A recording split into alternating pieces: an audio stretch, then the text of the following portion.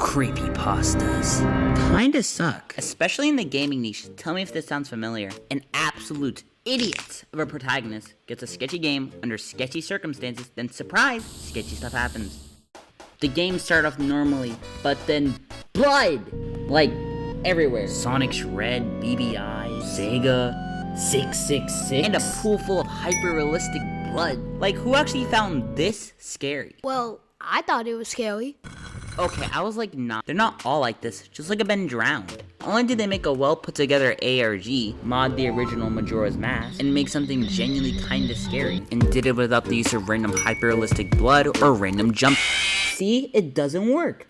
Unless it did. Our second honorable mention goes to Tails Doll. From showing up to your home at 2 a.m. to literally burning it down. And my favorite, the Tails Doll Curse by Shadow 6000. So in Sonic R, if you play it as the Tails Doll in a certain way, the Tails Doll will literally show up to your home. Ooh. Your luck will start getting worse, starting with little things like your video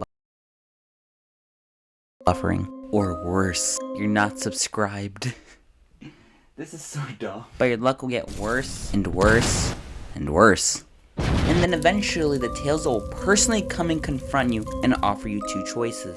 You can either become the doll's eternal servant, or eat your soul. It's actually impressive how it can be found in an actual Sonic game. Like that one time in LEGO Dimensions, the other time in LEGO Dimensions. It kinda looks like my friend Tails. Think you could take a look? This is the official art. It's so marketable. Yet there's like no merchandise for it. Like this isn't even real. Let me tell you a tale that's so scary that was taken off the official Creepypasta site due to having too many cliches. But scary enough that 9-year-old me was quaking in his boots. Let me tell you the tale of Sonic.exe. My story begins with Tom. No, not that Tom. They both are in contact with the demonic entity posing as Sonic. No, but this Tom.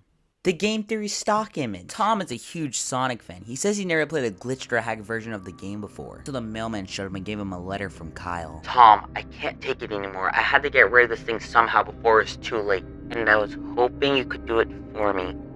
I can't do it. He's after me. And if you do not destroy the CD, he'll come after you too. He's too fast for me. I like the idea of Kyle trying to get the disc to Tom as fast as he could think of via the US Postal Service. It's supposed to be that Kyle was not the one that wrote the note, then why did he tell him to destroy it? This is what we call a plot hole. Then it follows with I quote, well, that was certainly weird. Even though Kyle is my best friend and I haven't seen him in 2 weeks.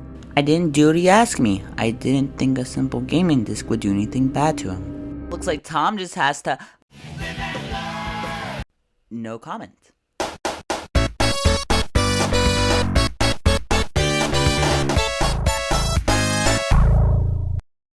Then the save file from Sonic Adventure 3 appeared. You could play as Tails, Knuckles, and Robotnik. How can you play as Robotnik in a classic Sonic game, for crying out loud? I realized that this wasn't a glitchy game, it was a hacked game. His title screen was just a glitch. But it's gonna be fine. Tom's a smart gamer. If you were alive in the 2010s and had access to an internet connection, then you probably know how the rest of the story goes. He gets Tails, he gets Knuckles, he gets Eggman. It's probably the most disturbing image I've seen in my entire 8-year-old life. So scary, gave me nightmares for the next 4 days. Oh, so infamous, I am God scream. Or this one, depending on who you ask. But I remember this one distinctly. That's not even close to the best part. The twist ending. I can't get the game out of my computer. I think it's stuck in there, but at least I managed to turn it back on now.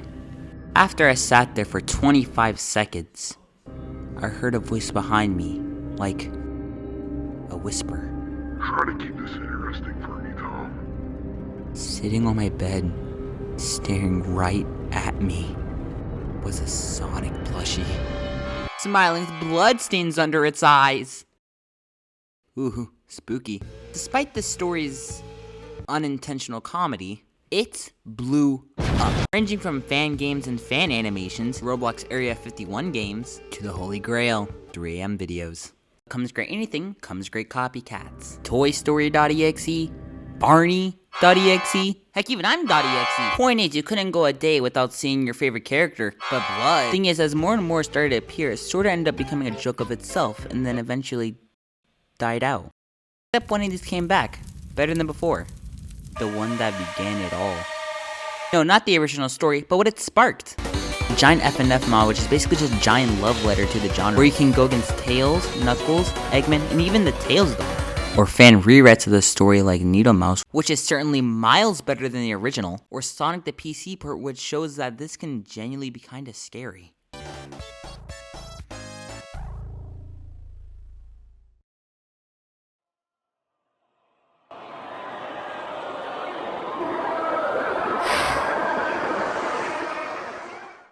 Sure, I'm older now and don't find this scary whatsoever, but back when I was 9, this should have mortified me.